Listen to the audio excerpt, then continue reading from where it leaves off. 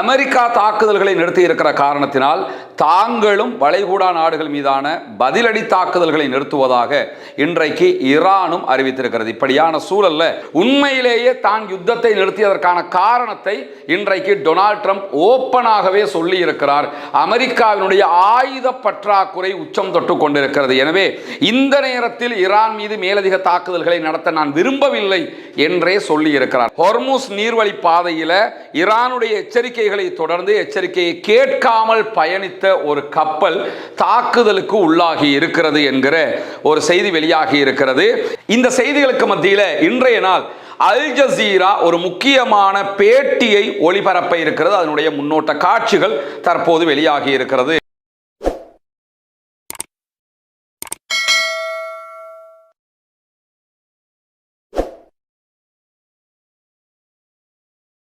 அன்பிற்கினிய சகோதர சகோதரிகளே, நம் அனைவர் மீதும் ஏக இறைவனுடைய அமைதியும் கருணையும் உண்டாகட்டுமாக என்கிற உயரிய பிரார்த்தனைகளோடு இன்றைய தினம் மத்திய கிழக்கிலே என்னவெல்லாம் நடந்திருக்கிறது என்கிற பல முக்கியமான செய்திகள் வெளியாகி இருக்கிறது. குறிப்பாக அமெரிக்க அதிபர் டொனால்ட் ட்ரம்ப் ஈரான் மீதான தாக்குதல்களை நிறுத்துவதாக அறிவித்திருக்கிறார். அதற்கு அவர் சொல்லியிருக்கக்கூடிய காரணம்தான் ரொம்ப ஏளனமாகவும் நகைப்புக்குரியதாகவும் சர்வதேச மட்டத்திலே பார்க்கப்படுகிற அதே நேரம் அமெரிக்கா தாக்குதல்களை நிறுத்தி இருக்கிற காரணத்தினால் தாங்களும் வளைகுடா நாடுகள் மீதான பதிலடி தாக்குதல்களை நிறுத்துவதாக இன்றைக்கு ஈரானும் அறிவித்திருக்கிறது. இப்படியான சூழல்ல இன்றைக்கு வெளியாகி இருக்கக்கூடிய பல முக்கியமான செய்திகளில் இஸ்ரேலுக்குள்ள நடைபெற்றிருக்கக்கூடிய ஒரு ஆர்ப்பாட்டம் சர்வதேச செய்திகளில் இடம் பிடித்திருக்கிறது. அது என்ன ஆர்ப்பாட்டம் என்று சொன்னா, பாலஸ்தீனர்கள் மீதான தொடர் தாக்குதல்களையும் பாலஸ்தீனத்தில் இராணுவம் ஆட்சி செலுத்துவதையும் எதிர்த்தும் அதே நேரம் வெஸ்ட் பேங்க் பகுதிகள் ஆக்கிரமிக்கப்பட்ட ஜெருசலம் பகுதிகளில் இஸ்ரேலை சேர்ந்த யூதர்கள் சென்று அங்கு வாழக்கூடிய மக்களுக்கு தொடர் அழுத்தம் கொடுப்பதையும் அதே போன்று அங்கு வன்முறையில் ஈடுபடுவதையும் கண்டித்து தான் இஸ்ரேல் தலைநகர் டெல் அவீவ்ல இந்த ஆர்ப்பாட்டம் நடைபெற்றிருக்கிறது. ஆர்ப்பாட்டத்தில் பங்கெடுத்த பல பேரையும் இன்றைக்கு கைது செய்கிற காட்சிகளை இஸ்ரேலிய காவல்துறை வெளியிட்டிருக்கிறார்கள்.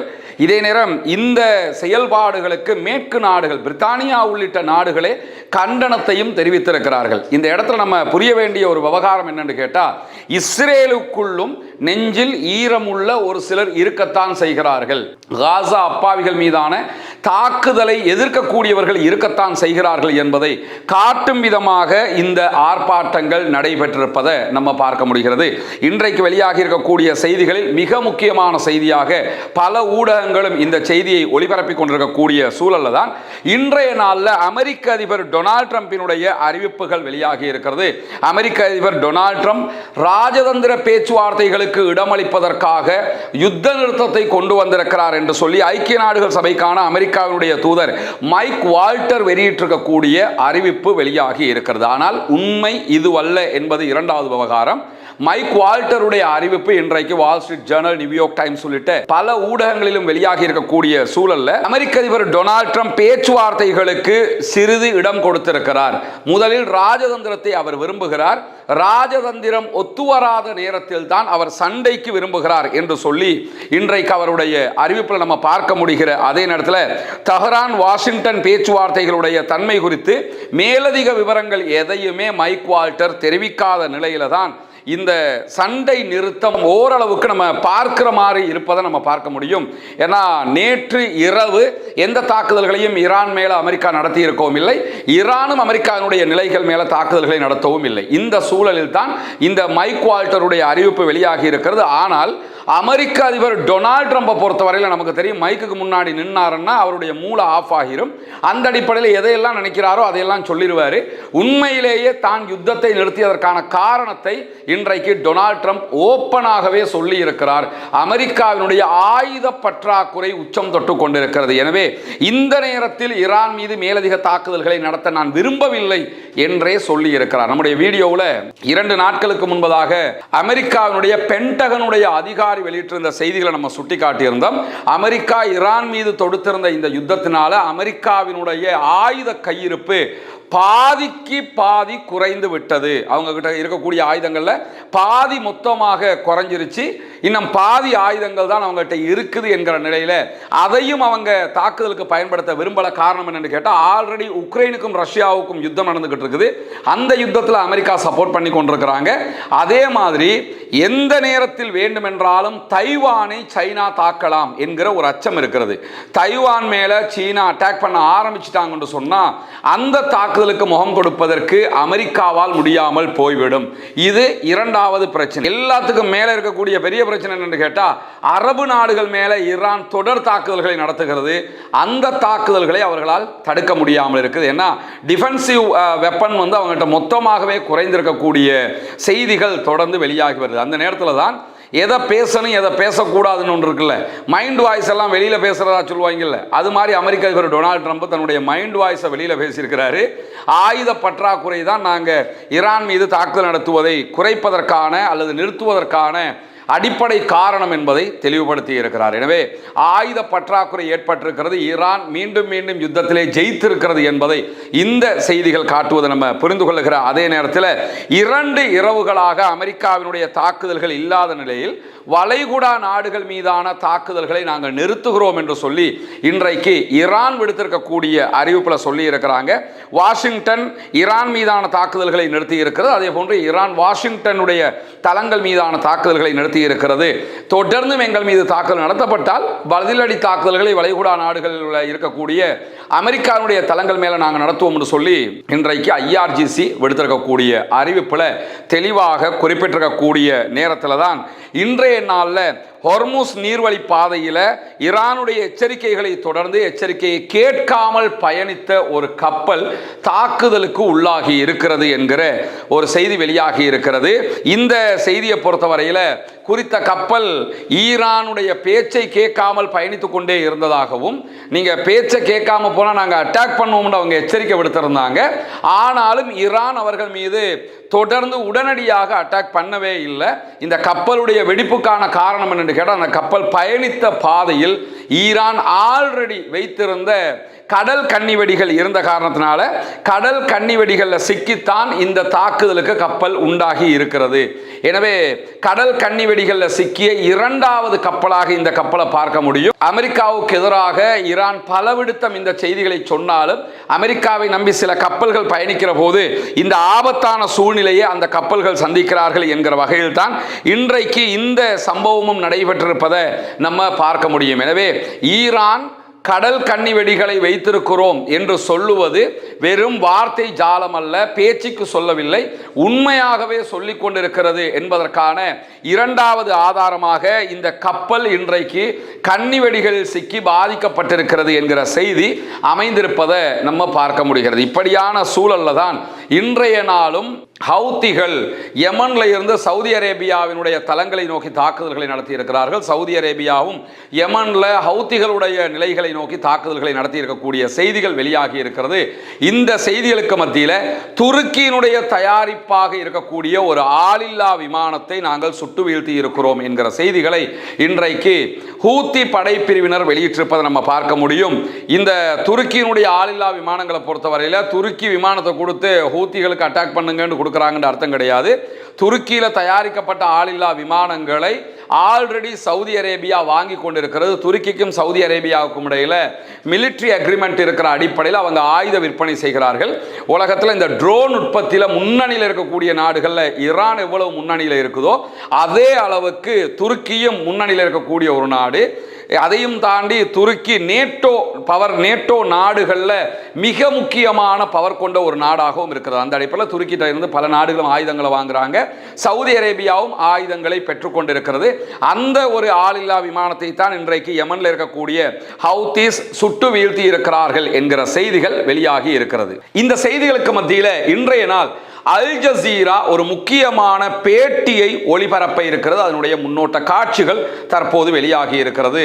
முதல் தடவையாக சிரியாவினுடைய அதிபர் அகமது அல் ஷாரா ஊடகம் ஒன்றிற்கு வெளிப்படையாக பேட்டி அளிக்க இருக்கிறார். அது அல் ஜசீராவுக்கான பேட்டி. அகமது அல் ஷாராவினுடைய பேட்டியினுடைய மிக முக்கியமான பகுதிகள் அடங்கிய முன்னோட்ட காட்சிகள் வெளியாகி இருக்கிறது.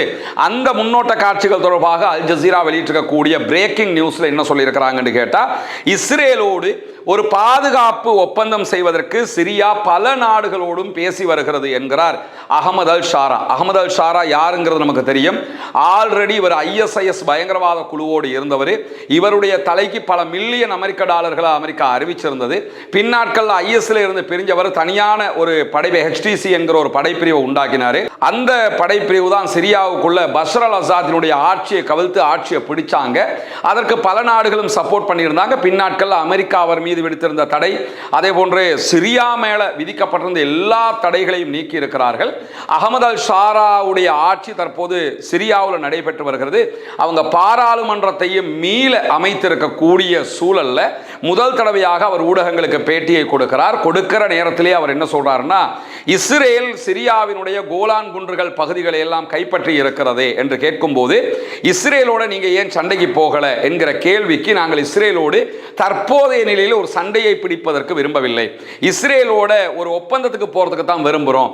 அந்த ஒப்பந்தம் எப்படி இருக்கணும்னு கேட்டா, எங்களுடைய கோலான் குன்றுகளில் கைப்பற்றப்பட்டிருக்கக்கூடிய பகுதிகளை எங்களிடமே தந்துவிட்டு இஸ்ரேல் வெளியேறுகிற விதமாக இருக்கணும். எனவே இஸ்ரேலோடு சண்டை பிடிப்பது எங்களுடைய நோக்கம் கிடையாது என்று வெளிப்படையாகவே இன்றைக்கு சொல்லியிருக்கிறார் அகமது அல் ஷாரா, சிரியாவினுடைய அதிபர் என்கிற செய்திகளுக்கு மத்தியில்.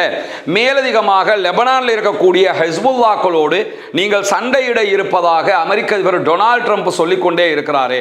ஹிஸ்புல்லாக்களோடு மோதலில் ஈடுபடுகிற ஐடியா இருக்குதான்னு கேட்டதுக்கு, எங்களுக்கு எந்த இடத்திலும் ஹிஸ்புல்லாக்களோடு சண்டையிடுகிற ஐடியா இல்லை. ஹிஸ்புல்லாக்களோடு ஒரு இராணுவ ரீதியிலான சண்டைக்கு போறதுக்கு நாங்கள் தயார் இல்லை. ஹிஸ்புல்லாக்களை கொண்ட லெபனானுடைய பிரச்சனையை லெபனான் கவர்மெண்ட் தான் பார்த்துக்கிறணும். எனவே நாங்கள் ஹிஸ்புல்லாக்களோடு நேரடி சண்டைக்கு போறதுக்கு தயாராகவும் இல்லை. அதை தாண்டி சிரியாவுக்குள்ளேயே அகமது அல் ஷாரா எப்படி ஆட்சியை பிடித்தாரோ அவருக்கு எதிரான ஒரு இராணுவ குழுவும் அங்கே இருக்கிறாங்க, ஆயுத குழு. அந்த ஆயுத குழு தான் SDF என்கிற சிரிய ஜனநாயக படைகள். இந்த சிரியாவினுடைய ஜனநாயக படைகளோடு ஒரு ஒப்பந்தம் எட்டப்பட்டிருக்கிறது.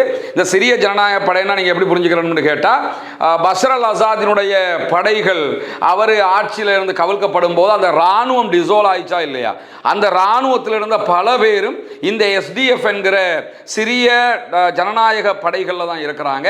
அந்த படைப்பிரிவுகளோடும் நாங்கள் சண்டைக்கு போவதற்கு தயாரில்லை, ஒரு ஒப்பந்தம் எட்டப்பட்டிருக்குது, அந்த ஒப்பந்தத்தை நடைமுறைப்படுத்துவதற்கு தான் முயற்சி பண்றோம் அப்படின்னு சொல்லியிருக்காங்க. மொத்தத்தில் நாங்க யாரோடையும் சண்டைக்கு ரெடி இல்லை, நாங்க எப்படியாவது நாட்டை டெவலப் பண்ண போறோம், அமைதியாக சிரியாவை கொண்டு செல்வதுதான் எங்களுடைய நோக்கமாக இருக்கிறது என்று சொல்லி அகமது அல் ஷாரா இன்றைக்கு வெளியிட்டிருக்கக்கூடிய அறிவிப்பில் நம்ம பார்க்க முடிகிற அதே நேரத்தில் இன்றைய நாள் வெளியான ஒரு முக்கியமான செய்தி தான், நேற்று இரவு பின்னேரங்களில் உக்ரைன் ஈரானுடைய ஒரு கப்பல் மேல காஸ்பியன் சீல வைத்து தாக்குதல்களை நடத்தி இருக்கிறார்கள். காஸ்பியன் கடல்ல நடத்தப்பட்டிருக்கக்கூடிய தாக்குதல்ல ரஷ்யாவுக்கு ஈரான்ல இருந்து கொண்டு செல்லப்பட்ட ஆயுதங்களை அடங்கிய கப்பல் மீது தான் நாங்கள் ஆளில்லா விமான தாக்குதல்களை நடத்தினோம் என்று சொல்லி உக்ரைனுடைய அதிபர் விளாடிமிர் ஜெலன்ஸ்கி வெளியிட்டிருந்த அறிவிப்புல சொல்லியிருந்தார். அவருடைய எக்ஸ் பக்கத்தில் அதை சொல்லியிருக்கிறார். ஜெலன்ஸ்கியை பொறுத்தவரையில் உள்நாட்டுக்குள்ள மிகப்பெரிய எதிர்ப்பை சந்தித்துக் கொண்டிருக்கக்கூடிய ஒருவர், யுத்தத்தை வைத்தே பெஞ்சமின் நெத்தன்யாகு மாதிரி ஆட்சியை கடத்திக்கிட்டு இருக்கக்கூடிய ஒருவர், அவர் எப்படியாவது இன்னும் கொஞ்ச காலத்திற்கு உக்ரைனுடைய அதிபராக இருக்க விரும்புகிறார். ஆனால் அவர் ரஷ்யாவுடனான யுத்தத்தில் படுதோல்வி அடைந்து கொண்டிருக்கிறார் என்பதும் உலகத்திற்கு தெரியும். ரஷ்யா உக்ரைனுடைய 20% நிலப்பரப்புகளை கைப்பற்றி இருக்கக்கூடிய உக்ரைனுக்கான மிக பெரும் தோல்வியான இந்த நிலையில ஆல்ரெடி உக்ரைனுடைய பாதுகாப்பு அமைச்சரை இவர் பதவி நீக்கினார் என்பதற்காக கடந்த வாரம் முழுவதுமே பெரிய ஆர்ப்பாட்டங்கள் நடைபெற்றிருந்தது. அந்த ஆர்ப்பாட்டங்களை தொடர்ந்து பதவி நீக்கம் செய்யப்பட்ட பாதுகாப்பு அமைச்சரை மீண்டும் பதவிக்கு எடுத்துட்டு அவரோட யாரு மோதிக்கிட்டு இருந்தாரோ, யாரு உக்ரைனுக்காக உக்ரைனுடைய இராணுவத்தை கொண்டு ரஷ்யாவோட சண்டை பிடிச்சுக்கிட்டு இருந்தாங்களோ அந்த பாதுகாப்பு படைப்பிரிவுகளுடைய தலைமை தளபதியை பதவி நீக்கம் செய்திருக்கிறார். இப்படி உள்நாட்டுக்குள்ளே 1000 குழப்பத்தை வச்சுக்கிட்டு காஸ்பியன் கடல்ல பயணித்த ஈரானுடைய கப்பல் மேல தாக்குதல்களை நடத்தி இருக்கிறார். ஈரான் அதற்கு பதிலடி கொடுத்திருக்கிறது. மிக தெளிவாக எங்களை ஒரு யுத்தத்திற்கு இழுக்கிறீர்கள், உக்ரைனோடு நேரடி யுத்தத்திற்கு நாங்கள் வருவதற்கு தயாராக இருக்கிறோம் என்கிற விதமாக ஈரானுடைய அறிவிப்பை நம்ம பார்க்க முடியும். உக்ரைனை நேரடியாக ஈரானுக்கு தாக்க முடியுமான்னா கண்டிப்பாக தாக்க முடியும். ஆல்ரெடி டியாகோ கார்ஷியா மேல ஈரான் தாக்குதல்களை நடத்தி காட்டியிருக்கிறாங்க. டியாகோ கார்ஷியா என்பது ஈரான்ல இருந்து 4000 கிலோமீட்டருக்கு அப்பால் இருக்கக்கூடிய பகுதி. எனவே டியாகோ கார்ஷியாவை தாக்கினவங்களுக்கு மாறி அப்படியே உக்ரைன் மேல அட்டாக் பண்றது கஷ்டமும் கிடையாது. உக்ரைன் மேல நேரடியாகத்தான் சண்டை பிடிக்க வேண்டும் என்கிற எந்த தேவையும் அவங்களுக்கு கிடையாது. ரஷ்யா மூலமாகவே ரஷ்யாவுக்கு மேலதிகமான ஆயுதங்களை கொடுப்பது அல்லது ரஷ்யாவோடு இணைந்து உக்ரைனை அவர்கள் தாக்குவதற்கான நிறைய வாய்ப்புகள் இருக்கிறது. இந்த அறிவிப்பும் இன்றைய நாளில் வெளியாகி இருக்கக்கூடிய சூழலில் தான் இன்றைக்கு வெளியாகி இருக்கக்கூடிய IRGC-யினுடைய இன்னும் ஒரு முக்கியமான செய்தி என்னன்னு கேட்டால், பிரித்தானியா தொடர்ந்தும் அமெரிக்காவுக்கு ஆயுதங்களை கொடுத்தால், பிரித்தானியா அமெரிக்கா ஈரானை தாக்குவதற்கான படைத்தளங்களை கொடுத்தால் பிரித்தானியாவை நாங்கள் பதிலடி தாக்குதல் மூலம் அழிப்போம் என்கிற எச்சரிக்கையை விடுத்திருக்கிறார்கள். பிரிட்டன் மேலே ஈரானுக்கு தாக்குதல் நடத்த முடியுமான்னு கேட்டிங்கன்னா கண்டிப்பாக நடத்த முடியும். ஏன்னா ஆல்ரெடி டியாகோ கார்சியாங்கிறது பிரித்தானியாவினுடைய படைத்தளம், அதன் மேலே ஈரான் அட்டாக் பண்ணி காட்டிட்டாங்க. டியாகோ கார்சியா கீழே இருக்குது, அப்படியே மேலே திருப்பி அடித்தாங்கன்னா 4000 கிலோமீட்டர் அடுத்த பக்கமாக வெஸ்ட் பக்கம் தாக்குதல் நடத்தினாங்கன்னா பிரித்தானியா மேலே நேரடி தாக்குதலையே ஈரானால் நடத்த முடியும் என்கிற செய்திகளையும் நம்ம புரிஞ்சுக்கிறோம். காரணம் என்னன்னு கேட்டால், அமெரிக்காவிடத்தில் ஆயுத பற்றாக்குறை என்று அறிவிக்கப்பட்டிருக்கக்கூடிய இந்த சூழலில் ஈரான் எந்த இடத்திலும் எங்களிடத்தில் ஆயுதம் இல்லை என்று சொல்லவும் இல்லை, நாங்கள் யுத்தத்திலிருந்து பின்வாங்குறோம் என்று சொல்லவும் இல்லை. ஈரான் யுத்தத்திற்கு எப்போதும் தயாராகவே இருக்கிறது என்கிற செய்திகளை நம்ம பார்க்க முடிகிறது. எனவே ஈரான் நிலை வலுவான நிலையாக இருக்கிறது, அமெரிக்கா பலவீனப்பட்ட நிலையில் இருக்கிறது என்பதை வெளிப்படையாகவே நம்ம பார்க்க முடியும்.